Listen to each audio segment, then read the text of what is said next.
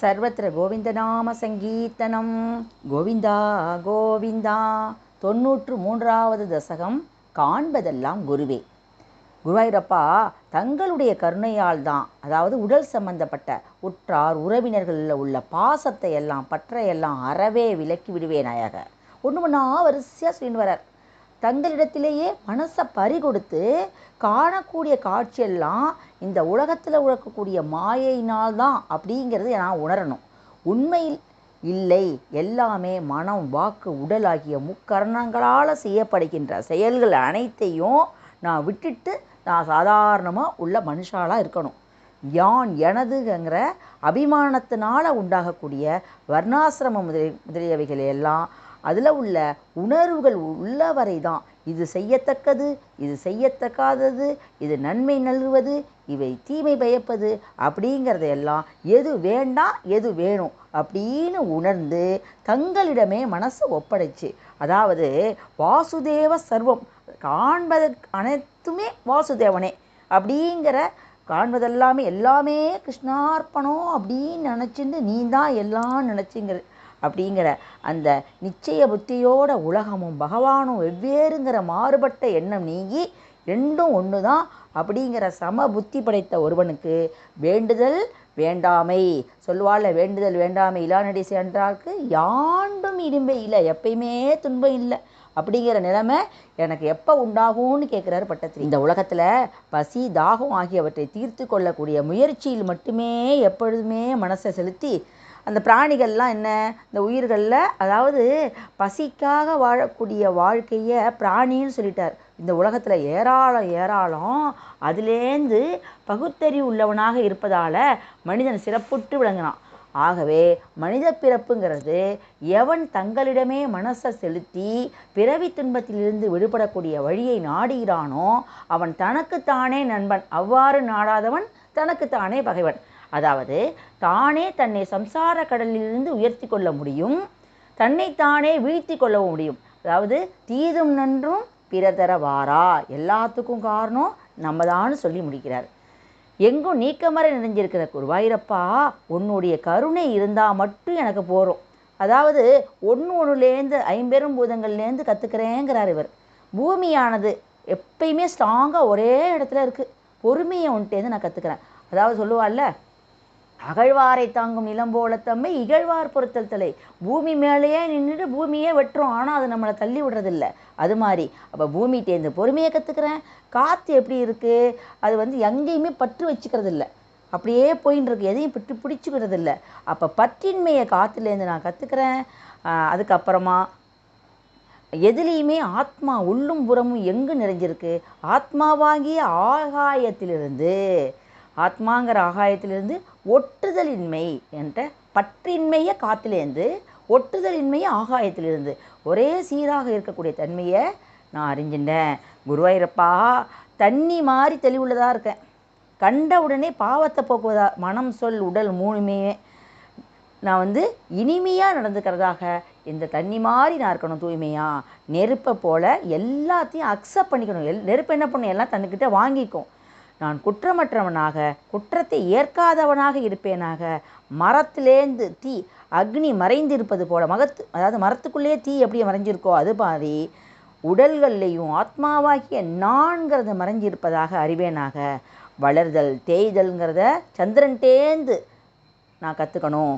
அதுக்கப்புறம் இல்லை, வளர்ச்சியும் தளர்ச்சியும் உடலுக்கே அன்றி எங்கே கிடையாது, ஆத்மாவுக்கு கிடையாது அப்படிங்கிறத நான் அறியணும். சூரியன்டேந்து நீர் கண்ணாடி முதலியவற்றில் வெவ்வேறாக தோன்றினாலும் ஒரே சூரியன், அது ஒன்றேதான்கிற அறிவை உங்களால் தான் எனக்கு பெற முடியும்.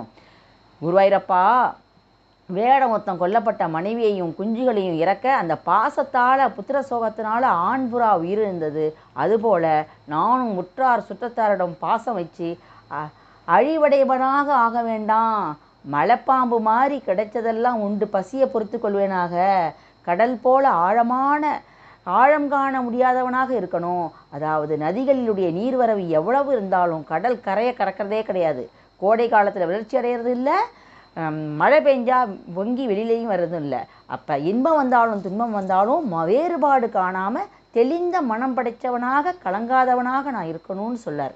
விட்டிற்பூச்சி மாதிரி தீயோட நிறம் அழகு கண்டு தானா அதில் அழிந்து விடுவது போல பெண்களுடைய காமத்தில் நான் வீழ்ந்து அழியாமல் இருக்கணும்னு வேண்டிக்கிறார். தேன் வண்டு போல அனைத்து பொருள்களிலும் சாரத்தை மட்டும் பெறுவேனாகங்கிறார்.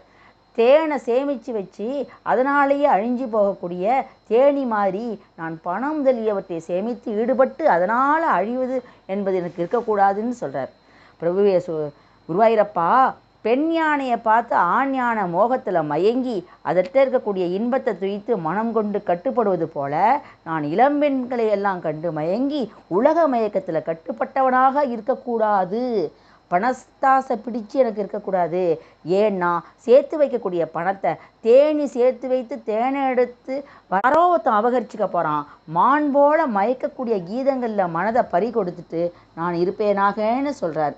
மான் போல மயக்கக்கூடிய கீதங்களை எல்லாம் மனசில் பறி கொடுத்து மோகமடையாமல் இருக்கணும்னு சொல்கிறார். உண்ணும் ஆசையால் தூண்டில் அகப்பட்டு அழியக்கூடிய மீன் போல நான் உணவுல ஆசைப்பட்டு அழியாமல் இருக்கணும்னு கேட்குறார். பிங்களைங்கிற வேசி போல ஆசையை துறந்து பற்றற்ற நிலையில் நான் அயர்ந்து தூங்கணும்னு கேட்டுக்கிறார்.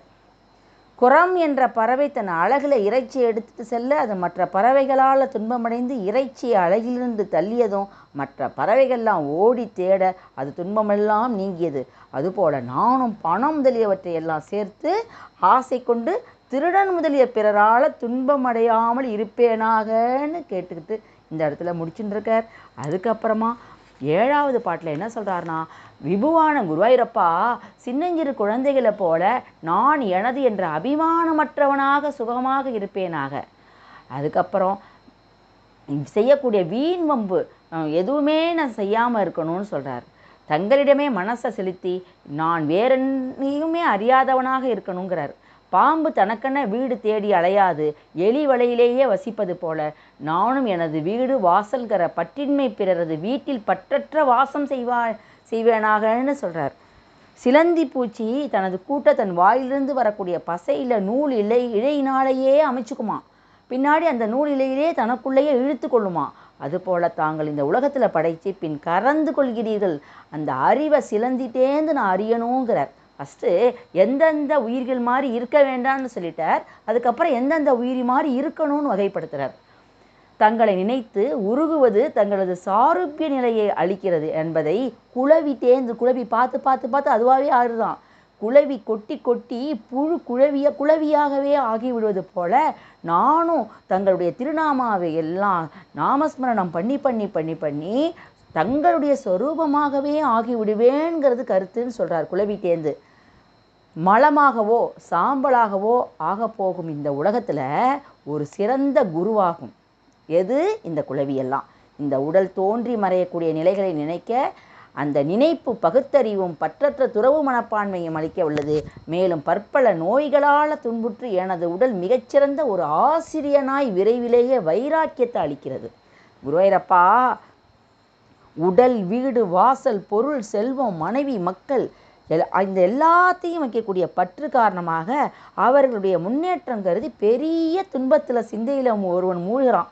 என் பையன் என்ன இருக்கணும், பொண்ணு என்ன இருக்கணும், வீடு கட்டணும், வாசல் கட்டணும், பணத்தை சம்பாதிக்கணும், அவளை கல்யாணம் பண்ணணும், பேரம் பேத்தி வளர்க்கணும் அப்படின்னே அந்த சிந்தை காரணமாக உங்கள்கிட்டேந்து உங்களுடைய திருவடி தாமரையை மறந்து விடுறான்.